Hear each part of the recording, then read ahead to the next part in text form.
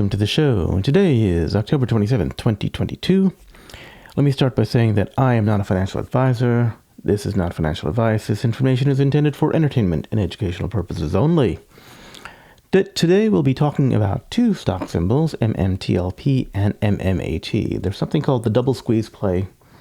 And if you're new to MMTLP or MMAT, you probably don't know what it is, so I'm going to go over it and what it works.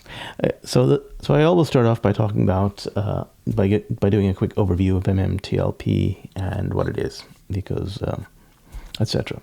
So if you're an old timer, you can skip ahead. But for newbies and for anyone who's new, the TLDR of MMTLP is it's basically some oil and gas assets. It's trading under the stock symbol MMTLP. They're also known as the Series A preferred shares, and they're expecting to spin out all of these oil and gas assets to a company called NextBridge Hydrocarbons. The main assets are in something called the Orogrande project. There's about 3.2 billion barrels of oil in the ground, plus some natural gas. And Torchlight Energy / Metamaterials Torchlight Preferred Shares has a 49% revenue interest in it. It's located near El Paso, Texas, and there's a Marathon refinery there. It's also got two pipelines, one for natural gas, one for oil, that are very close by. And the interesting thing about this is that these are not federal leases. This is what's called private land in Texas, so you don't need approval from the federal government to drill for oil here. That's a big deal nowadays. So if you want the full story of how this came to be, I've got two videos entitled Thoughts on Oil Part 2 and Thoughts on Oil Part 3. They go and talk about Torchlight Energy, the merger with Metamaterials, the Series A preferred shares that were given to Torchlight Energy shareholders as a result of the merger, how those shares became traded under the stock symbol MMTLP against the wishes of Torchlight Energy and Metamaterials, and how they're going to spin out to a new company called NextBridge Hydrocarbons. Anyway, all the details are in these two videos. They're about 43 minutes and 35 minutes each. I will not be going over all of that, of course, but that was the executive summary. If you want to know what the spin-out process is right now, I've got 5 videos about that. These are the first 4. They go over the S1 filings and what's going on there. The videos assume that you understand the videos are progressive. They start with the S1 filing itself, and some Q&A on the S1 filing, which is Insecurity in the Force. That's followed by the S1 Amendment Number 1 and the Amendment Number 2. So the Amendment Number 1 assumes that you know all about the S1 filings and what was in there, and the Amendment Number 2 assumes that you know all about Amendment Number 1. Finally, there is an Amendment Number 3 that was out as of, last Friday or so, about 5 days ago.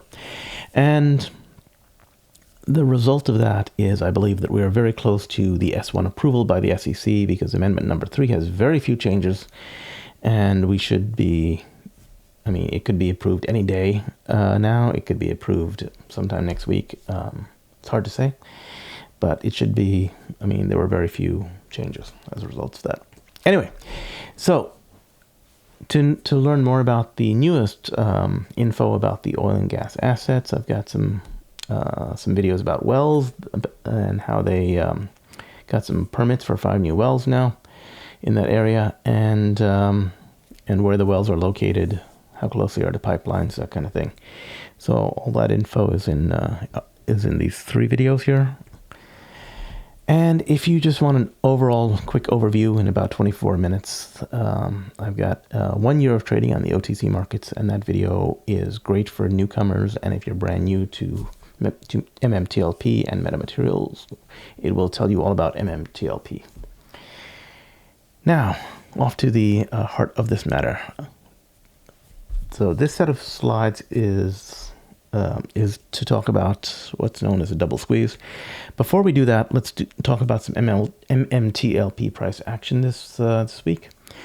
As of October 21st, which was a few days ago, as you know, we ended the MMTLP, got as high as $7.50 before it was slammed down by shorts, and it climbed back all the way up to $4.82. Well, today is the 27th, of course, and it kept climbing up, so it's been going up significantly. It's ended the day at about $6.01, and in aftermarket trading, it got as high as $6.03. So we're doing fairly good right now. We're forming a good base in which to rise, based upon the S1 filing, based upon the S1 being accepted, and the next step after that is the countdown until NextBridge Hydrocarbons is spun out, and the shorts have to basically close all of their short positions. So this is the double squeeze. This video is about double squeeze. So how does the double squeeze work? Well, it starts by having cash, right? So you take some cash and you buy the MMTLP shares. And then you later on sell them as a result of either the share price going up or a squeeze happening or something, because we believe that the share price will go up significantly. So you get some cash out of that. You take that cash and you reinvest it into MMAT shares. These are metamaterial shares. They're very different from MMTLP shares. They are not oil and gas assets. This is next generation technology. Things like 5G transparent antennas, etc. There's a whole slew of them. I won't go over them in detail. It's really next generation groundbreaking stuff. And the idea is that you invest in MMAT shares, and then when you sell a short time later, the price of those MMAT shares will go up significantly. And as a result, you can make a lot more cash from where you started from. That's the gist of the double squeeze. Why do people think that the double squeeze can happen? What's it based on? If you look at metamaterials shares, this is the quick summary of metamaterials shares as shown by Yahoo Finance. You'll see a couple things. First off, the price of the shares are fairly inexpensive. They're at $1 a share. The market cap is $361 million. Excuse me. And there's about 2.5 million shares of there's about 2.5 million shares of volume being traded today. So volume is fairly light, and the market cap is fairly low. Let's look at the possible price of MMTLP. We think it can go well north of $50, and there are 165 million shares of MMTLP. So that represents about $8.3 billion worth of market cap there. If 10% of that were reinvested, that means that you'd be reinvesting something like $827 million would be reinvested into MMAT, of which the market cap is only $361. So the natural question is, what happens when you take $827 million and you attempt to buy all the shares of a company whose market cap is $361 million? Well, clearly there's not enough shares at that current price. So that means that the price has to increase to accommodate all that buying pressure, right? On top of that, suppose nobody sells. What happens then? Why do we believe this should happen? Well, we'll get into that. And suppose the other question is, suppose that a lot more than 10% gets reinvested. This was just a quick summary exercise, a summary thought. What happens if you reinvest back 10%? That's 847 million. Suppose more than 10% gets reinvested. Suppose 25% gets reinvested. Suppose more than 25% gets reinvested, right? We'll see. But why do we think this should happen? That's a good question. We think this should happen because of this.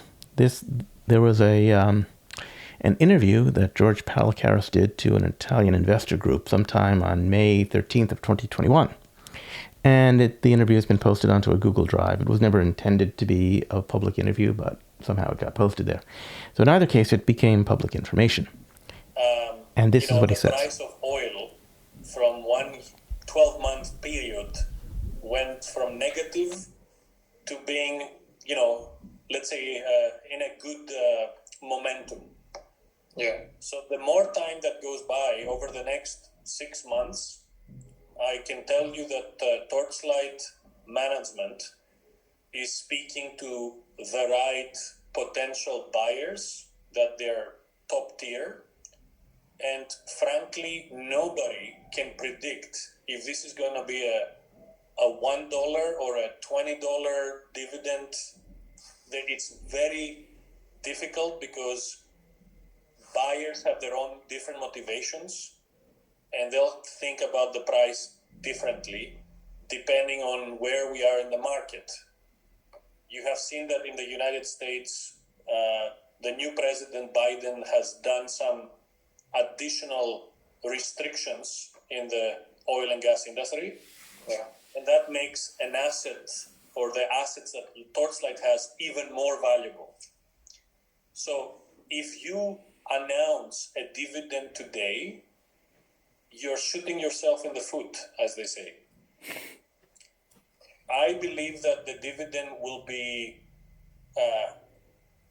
very exciting for the Torchlight shareholders, and my hope is that they'll take it and do whatever they want with it and maybe buy some additional MMAT stock on the future on the NASDAQ. That's my hope, and that's why we did not want to touch the dividend, because we on the meta side could not even predict the price of oil 6 months ago, or where this Biden administration would create potentially additional reasons for the assets to be more valuable.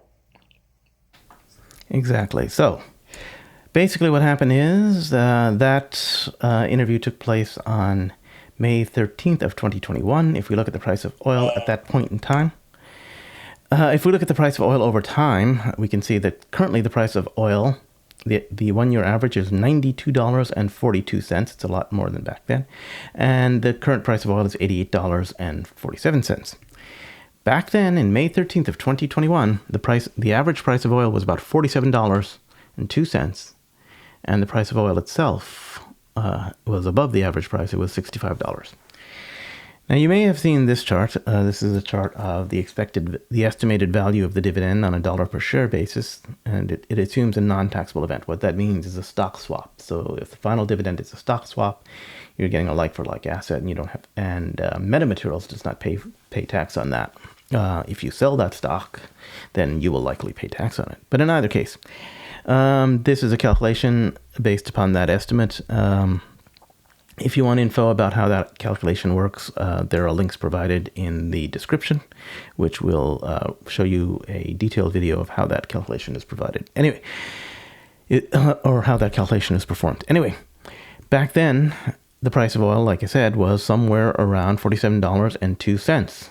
With the average price of oil was $47.02, with the peak price, with the price at that time being $65. What that means is we were in this region of the chart, somewhere between, where that dividend could be somewhere in the range of between $1 to $20 is what George Palacaris said, and this chart would show it somewhere between $5 to somewhere around at $60 per share, it would be around $25 or so. So anyway, that is that's where we were at the time of that interview. Currently, we're at this region of the chart, which shows the average price of oil is $92 and the price of oil is $88, of course. So we're in this range, which is a lot higher dividend value. But it's quite possible that when the price of MMTLP keeps going up, and just from sheer momentum, not even a squeeze, but sheer momentum, the price could go up significantly from the $61 point. And so what that says to me is that fundamentally, it's currently worth about $60 per share, let's just say, based upon the 3.2 billion barrels of oil in the ground, and the sale value of that, and taking into account the 49% revenue interest and the 12% discount for oil in the ground. When a squeeze scenario happens, you could easily get 2x to 5x that actual price number, and that would be because there was a fair amount of short interest in Torchlight Energy, and that short interest in Torchlight Energy became short interest in MMTLP shares. So as a result, there was a large short interest in MMTLP shares, and they've decreased that amount of short interest over a whole year, by about 6 million shares. Okay, but those short shares have to be paid out before the company spun out.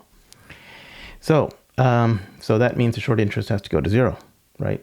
The brokers won't accept to be left liable on the hooks for that for that payout. So if there's a short squeeze scenario, that means we're talking somewhere in the range of $120 to $300 per share easily. Could it go higher? Of course it could go higher. Could it go to 1,000? Who knows? But I'm willing to say that the minimum for a short squeeze is somewhere around 120 a share and up. Okay, so let's just say that a while back you had $2,000 and you bought MMTLP for a price of $1.50. Let's say you bought any time during the past year or so. Chances are you got it for $1.50. Maybe you got it for less than that. But in either case, you'd have something in the range. You'd have something in the range of 1,300 shares, right, of MMTLP. If you were to sell those shares at $75 a share, right, based upon a small amount of squeeze, not even a big squeeze, right, based upon just momentum, you could, you'd raise something like $100,000 at that point. So that's a fair amount. That's a 50x gain in price. Okay, that's a 50x gain for what your initial investment was. Okay. The reason we pick these numbers is that it's just slightly more than the fundamental value of the price, $60 per share, right? And that's based upon 92 plus, dollars per barrel. Suppose the price of oil goes up, right? Suppose there's a little bit, suppose there's a little bit of momentum in that MMTLP price, right? This is what I would call a very, very conservative estimate. A lot of people are predicting a squeeze in the range of $125, $200, $300. Could it get there? Of course. But I'm taking a very conservative number here, right? Just to say. So that's a conservative number of where the price could go. If we were to reinvest that into MMAT, we take that $100,000, put it into MMAT, what happens? Well, currently MMAT, as we know, has a price of $1 a share. That means you get 100,000 shares. Okay, 100,000 shares. Now we know that easily the price would go up dramatically because there's not enough shares for if 10% of the dollar value got reinvested back into MMAT, there's not enough MMAT shares to go around at the current price of $1 a share. That price has to go up. And could that price get to $25?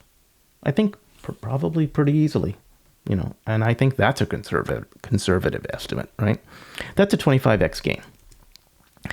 So could it squeeze to much higher prices than $25? Of course it could, okay?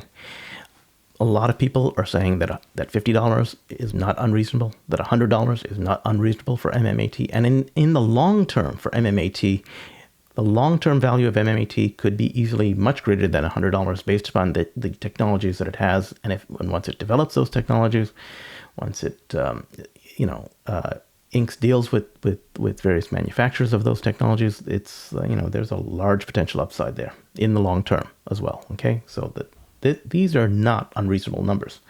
But what does that mean? That means that a $2,000 investment turned into $2.5 million.